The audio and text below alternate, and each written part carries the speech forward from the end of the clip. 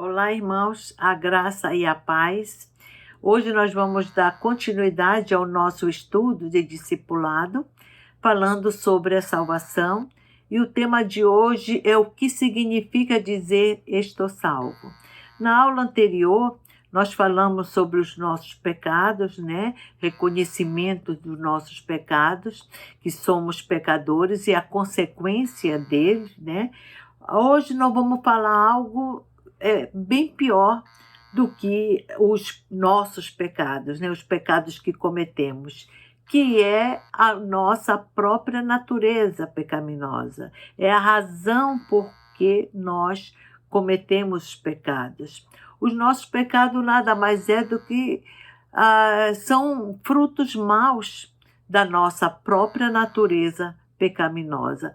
Veja, o Senhor Jesus, em Mateus 7, do versículo 16 a 20, veja o que ele diz. Pelos seus frutos os conhecereis. Colhem-se, porventura, uvas dos espinheiros ou figos dos abrolhos? Assim, toda árvore boa produz bons frutos, porém a árvore má produz frutos maus. Não pode a árvore boa produzir frutos maus, nem a árvore má produzir frutos bons. Toda árvore que não produz bom fruto é cortada e lançada ao fogo. Assim, pois, pelos seus frutos os conhecereis. Jesus estava falando aqui, estava se referindo aos falsos profetas, aos falsos mestres, que falavam coisas que não tinham nada a ver com a Bíblia, né? Então, ele nos mostra aí como nós deveríamos conhecer esses falsos profetas, esses falsos mestres, né? Que não seria apenas pelo falar dele, pelas palavras, pelas pregações, mas principalmente pelos frutos dele, né? Que nós deveríamos olhar para essas pessoas e reconhecer que eram falsos profetas, falsos mestres, né?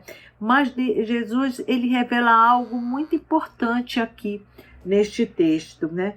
Ele diz aqui que os atos maus das pessoas derivam da sua própria essência má, né? Então, as pessoas, quando elas cometem os atos maus, os pecados, é por causa da sua própria essência, que a pessoa tem uma essência má, né? O problema nosso maior não é que cometemos pecados, mas é porque nós somos pecadores. Então, nós cometemos pecado porque somos pecadores. Jesus, ele deixa isso, ele revela isso, né? E o ensino bíblico também, ele mostra para nós, né, que todas as pessoas já nascem pecadoras, né? Nós herdamos os pecados de Adão. Então, quando nós nascemos, nós já nascemos pecadores. E isso o ensino bíblico já nos ensina. Os teólogos, eles chamam de pecado original. O pecado original são esse pecado que nós herdamos, né? Que nós nascemos com ele, nós herdamos de Adão. Então, Deus criou o homem, ele criou um homem puro, um homem bom, né? Foi assim que ele criou Adão. Adão, ele tinha uma natureza boa, né? Ele tinha uma natureza pura. Então, Deus deu a ele, né, todos as prerrogativas, os direitos de desfrutar de tudo que era bom. Deus colocou tudo de bom para Adão, né, para ele desfrutar. Mas Deus fez um teste com Adão. Ele deu tudo para ele, mas disse que tinha uma árvore que Deus colocou ali, né, para testar ele, a fidelidade, a obediência dele a Deus, que ele não poderia comer daquela árvore. E Deus, ele fala assim para Adão, né? ele deu a seguinte ordem: de toda árvore do jardim comerás livremente, mas da árvore do conhecimento do bem e do mal não comerás, porque no dia em que dela comeres, certamente morrerás. Então Deus falou isso para Adão, né? Mas o homem não obedeceu a Deus, ele transgrediu o mandamento de Deus, né? Embora ele tenha sido influenciado pela serpente, que é Satanás, lá em Apocalipse 12, 9, é mostrado que a serpente era o próprio Satanás, né? Então, mas ele foi o único responsável. Adão foi o único responsável por ter pecado, né? Embora ele tenha sido influenciado por Satanás, mas ele foi o único responsável pelo pecado dele, né? Ele se deixou levar pela ambição de ser igual a Deus, né?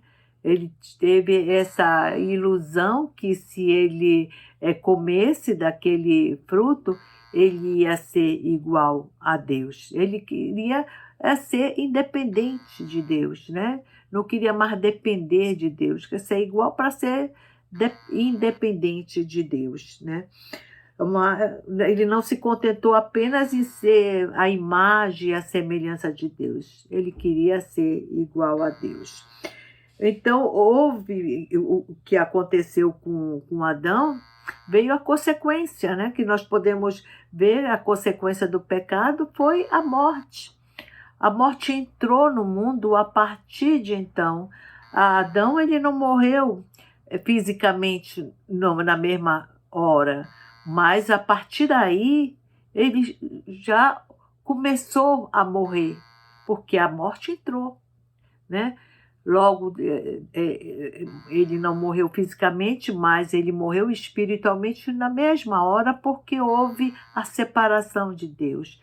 Deus se separou do homem, né? Expulsou do Jardim do Éden e ele foi viver a vida dele, né, fora do Jardim do Éden, foi ter os filhos dele, trabalhar para se sustentar, e até que a morte viesse buscá-lo, né? E se ele não fosse regenerado, se não houvesse regeneração, ia acontecer também a morte eterna para ele também e para Eva, né? Então, a gente pode ver que existem 3 tipos de morte. Existe a morte física, a morte espiritual e a morte eterna, né? A morte física, quando aconteceu com ele, não na mesma hora, foi um tempo depois, mas a morte espiritual aconteceu na mesma hora, né? E se ele não fosse regenerado, também iria acontecer a morte eterna. Paulo, ele explica muito bem sobre essa parte do pecado de Adão em Romanos 5,12. Ele diz assim, portanto, assim como por um só homem entrou o pecado no mundo, e pelo pecado a morte, assim também a morte passou a todos os homens, porque todos pecaram. Todos realmente, né, nascemos no pecado, por causa do pecado de Adão. Então, o pecado de Adão foi passado para todos os descendentes, né? Então, por causa do pecado de Adão, né, que nós hoje nascemos em pecado, o pecado original.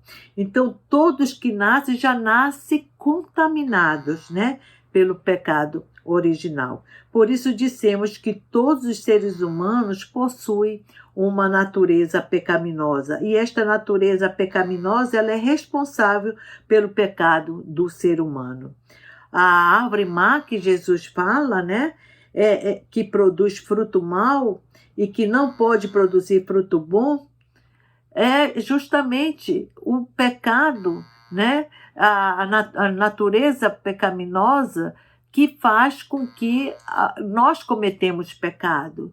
Então, nós cometemos, esses são os frutos maus que a natureza nos dá, né? Faz com que aconteça na nossa vida. E o próprio Jeremias, no capítulo 13, 23, ele fala sobre isso quando ele diz: pode acaso o etíope mudar a sua pele ou o leopardo as suas manchas? Então poderias fazer o bem estando acostumado a fazer o mal? A cor da pele não é uma questão de escolha. Então nós, como seres humanos, né, que nascemos no pecado, nós não podemos dizer: eu não quero pecar, eu não vou pecar, né? Eu não vou praticar o pecado, porque é a nossa natureza, é a nossa essência. Nós nascemos com a natureza má, diferente de Adão. Adão, ele tinha uma natureza boa, né? Então ele poderia dizer: não vou pecar, né? Escolher não pecar, mas nós não podemos escolher não pecar, porque nós temos a natureza má, né? Nós nascemos com a natureza má. O único que não teve, que teve o livre-arbítrio, o único que teve foi Adão, porque ele poderia escolher a não pecar, porque ele tinha uma natureza boa. Já nós não podemos, né? Nós não temos esse livre-arbítrio de escolher uma natureza boa, porque nós já nascemos com a natureza má. Então nós não podemos dizer: olha, não vou pecar, né? Porque nossa natureza é má, ela tende sempre para o mal. Mas Jesus, ele nos ensina, né? E nos mostra que nós podemos ter um novo nascimento, né? Ter uma nova natureza que é sobrenatural, não por nós, né, espontaneamente, mas pelo próprio Deus, né? Ele pode nos fazer nascer novamente, né? Então, ele fala sobre isso em João 3, quando ele tem um encontro com Nicodemos, e que ele fala para Nicodemos sobre isso. Nessa passagem de João 3, ele foi procurado pelo mestre da lei na calada da noite. Certamente Nicodemos, por ser um mestre da lei, conhecido ali pela sua posição, pelos seus status, né, que todos conheciam, ele foi procurar Jesus à noite, certamente porque não queria ser visto pelas pessoas, né? Mas ele começa a conversa com Jesus, trocando gentileza, reconhecendo a autoridade de Jesus. Mas Jesus está preocupado com outra coisa, né? Que era a salvação dele. E respondeu para ele, cortou o assunto e, respondendo, disse assim, afirmando o seguinte para Nicodemos: em verdade te digo que se alguém não nascer de novo, não pode ver o reino de Deus. Está em João 3:3, né? Jesus mostrou a ele que para ver o reino de Deus, ele precisava ter uma transformação, ter um novo nascimento, né? Essa transformação teria que ser uma transformação completa, que ele pudesse deixar toda aquela vida dele de antes, né? O seu modo de ser, as coisas erradas dele, tem que ter uma transformação completa, né? Para poder ver o reino de Deus, que deveria ter um novo nascimento, né? Para que ele pudesse ver o reino de Deus. Então, ali, o Nicodemos, ele respondeu para Jesus de uma forma, muitos, inclusive teólogos, acham que ele nem tinha... Ele não, como é que se pode dizer, ele nem entendeu o que Jesus falou, né? É o que muitos teólogos falam, ele não entendeu pela resposta que ele deu.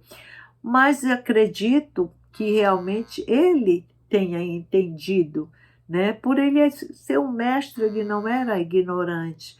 Então, a resposta dele, quando ele disse assim, que ele fez uma pergunta retórica, né? Como pode um homem nascer sendo velho? Pode, porventura, voltar ao ventre materno e nascer a segunda vez? Né? Ele diz em João 4, né?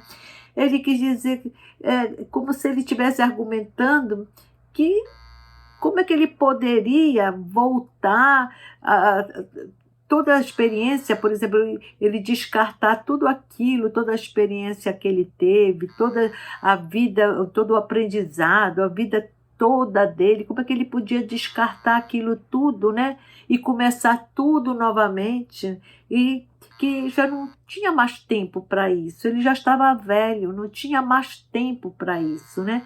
Era isso que ele estava argumentando, acredito, com Jesus, né? Como é que eu posso descartar toda a minha vida, todo o meu aprendizado, toda a minha experiência, descartar tudo para começar tudo novamente, eu já sendo velho, né?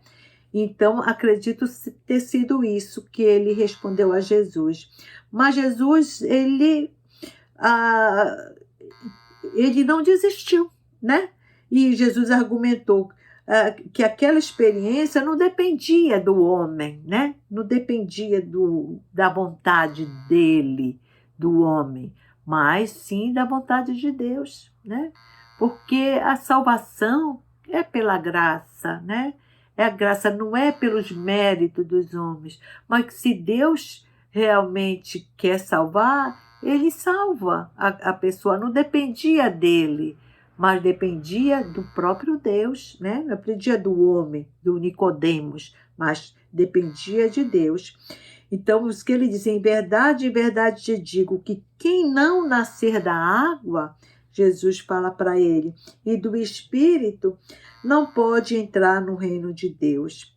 Essas referências da água, ele estava falando do batismo de João, e do Espírito, o batismo de Jesus, né? Ele estava falando. Então, o novo nascimento, ele é um sinônimo de conversão, né? Que tem que haver a intervenção direta do próprio Deus, né? Aquela intervenção do poder de Deus sobre a vida daquela pessoa, que produz uma mudança, não só de atitude, mas de caráter também, né? Mas para que haja, isso que é importante, esse novo nascimento, é necessário que uma vida seja implantada nela, uma nova vida espiritual, porque o homem está morto ali. Ele está com uma natureza ali caída, então só vai para o mal, só os frutos só são maus, né? O fruto que vai produzir nele são só frutos maus, da natureza dele. Então, para que haja um novo nascimento, é necessário que antes haja uma implantação de uma nova vida espiritual nele, e que se chama regeneração. E essa vida, né, só é implantada exclusivamente por Deus. Não tem participação do homem, né? A regeneração, ela é um acontecimento, é um milagre sobrenatural que acontece sem a participação do homem, é exclusivamente de Deus. Nós não sabemos quando é que Deus opera, o momento. Esse momento nós não sabemos porque é o próprio Deus que opera, né? É diferente da conversão. A conversão tem a participação do homem, né? Deus que opera na vida do homem, né?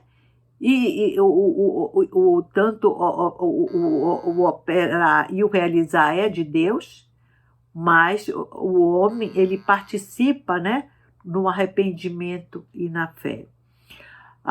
É como se fosse assim, a regeneração, se a gente for ver pela analogia de um nascimento de uma criança, é a hora, a regeneração é a hora da fecundação. É na hora que é implantado, né, ali a vida na criança. É aquele momento, é a fecundação, é a fecundação da criança. E já a conversão é o momento que a mãe dá à luz à criança, né? Então há essa diferença. A regeneração é a fecundação, é na hora que o embrião é implantado ali no ventre materno. E já a conversão é a hora do momento de dar à luz.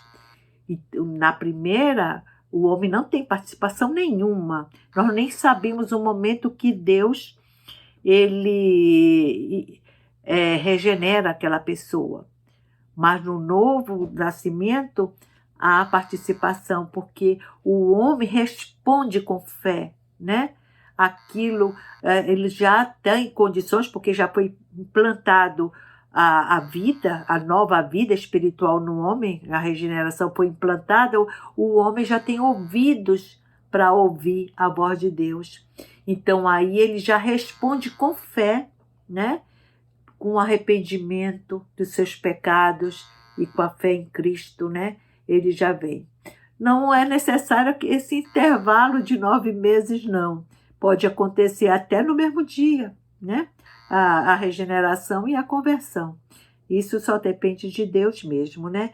A hora que foi regenerado, foi implantado nova vida, que o homem já tem ouvidos para ouvir a pregação, né? Porque vem do ouvir, né? A fé vem do ouvir a palavra de Deus.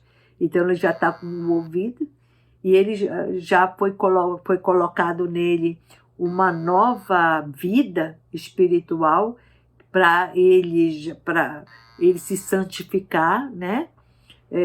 Então já acontece realmente a conversão depois na vida da pessoa, né? Então nós podemos dizer que a conversão também tem a participação do homem, mas o que no sentido que ele precisa se arrepender, né, e ter fé.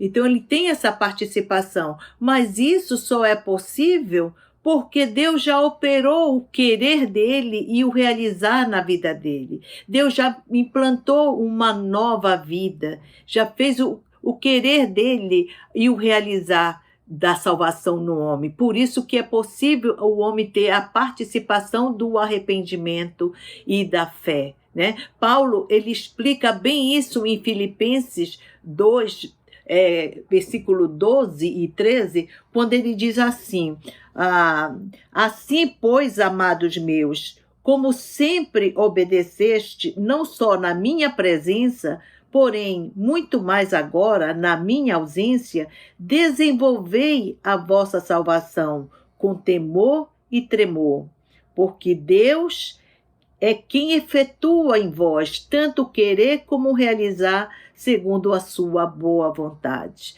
Veja, ele diz que o homem ele tem que desenvolver a salvação dele, né? Com temor e tremor. Mas isso só é possível por quê? Porque Deus ele já realizou, né? Ele já operou tanto o querer dele e o realizar na vida dele. Deus já implantou uma nova vida no homem, porque o homem estava morto. Até então o homem não podia se chegar até Deus. Ele não tinha ouvidos para ouvir a voz de Deus, né? Mas quando Deus planta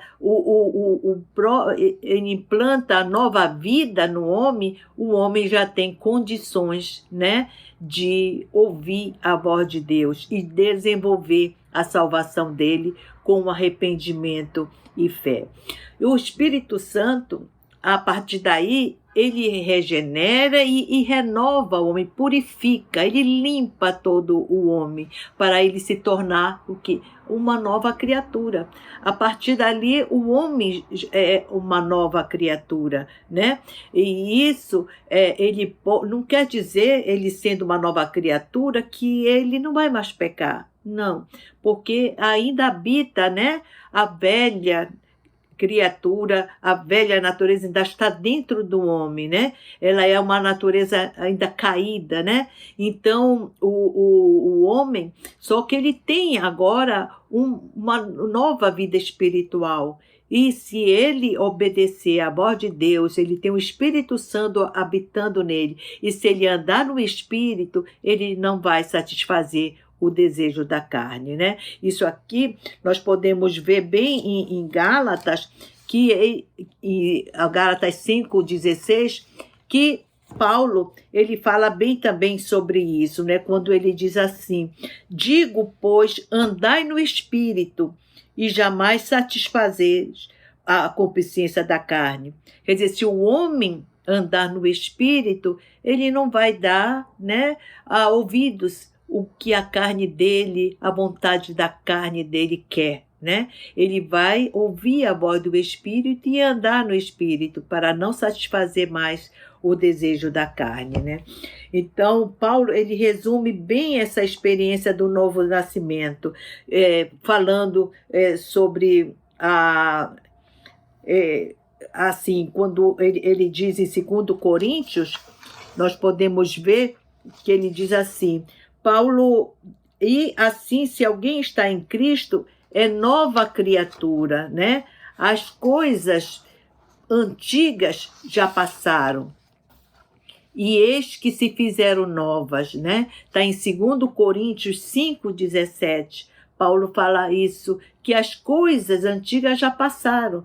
Quando ele diz que as coisas antigas já passaram, ele significa dizer que os pecados foram perdoados. Jesus perdoou todos os nossos pecados passados, o presente e o futuro também já estão perdoados, né? Jesus já realmente fez essa obra de redenção na nossa vida. Nós somos agora novos, nós somos agora cidadãos do mundo vindouro, né? Que nós podemos dizer assim, somos novas criaturas, né?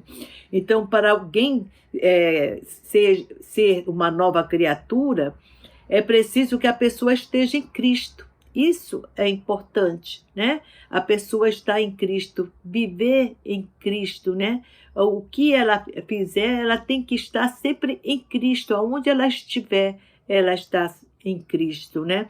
A pessoa precisa se arrepender e ter fé, se entregar totalmente. Tem que haver uma entrega total em Cristo. Estar unido com Cristo é quando a pessoa do Espírito Santo, é quando o Espírito Santo ele passa a habitar na pessoa. Então, a partir daí, a pessoa vai ouvir a voz de Deus, né? E por isso ela vai estar sempre andando em Cristo, ela está unida em Cristo, né? Então, João costumava descrever essa experiência com o ato de ter Cristo. Ele diz assim, né? Aquele que tem o Filho tem a vida. E aquele que não tem o Filho de Deus não tem a vida. Está em 1 João 5,12. Quer dizer, aquele que tem o Filho de Deus andando com ele, unido com ele, né? Quando a pessoa está em Cristo, ele tem a vida, porque o Cristo é vida. Né? A Cristo é vida. Quando a pessoa não tem Cristo, ele tem a morte. É a morte que está habitando nele, né? E se a pessoa morre sem Cristo, ela vai ter a morte eterna, né? Em vez da vida eterna, ela vai ter a morte eterna. Paulo também ele fala em Filipenses 3:13 e 14, ele diz assim, uma coisa faço, esquecendo-me das coisas que para trás ficam e avançando para as que diante de mim estão. Prossigo para o alvo, para o prêmio da soberana vocação de Deus em Cristo Jesus. Quer dizer que a partir de então, a pessoa agora só tem um alvo, né? Ele tem que seguir esse alvo. É sempre para frente. O alvo é Cristo, né?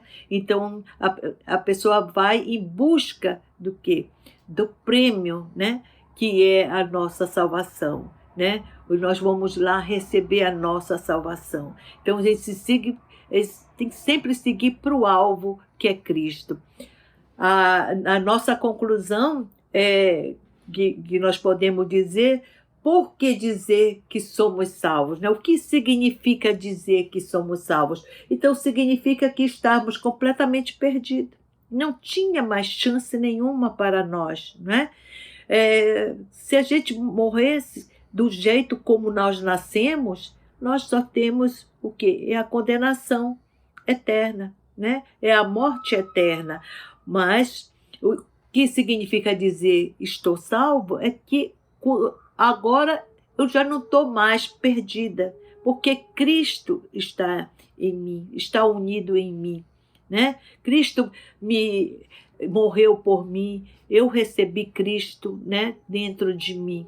Então agora eu só tenho um foco, que é Cristo, é a vida eterna com Cristo. Então nós podemos dizer, como coloquei aqui na conclusão, né, que estávamos completamente perdidos, sem possibilidade alguma de salvação, porque não tinha, sem Cristo não há salvação. O único que nos dá salvação é Cristo, né? E por causa de nossa natureza totalmente corrompida. Então, a nossa natureza, uma natureza caída que nós herdamos de Adão. Então, era por isso que realmente nós estávamos perdidos. Não tinha salvação para nós, né? Porque nós herdamos essa natureza. Mas em Cristo nós fomos feitos nova criatura. E agora somos orientados para a santidade, né?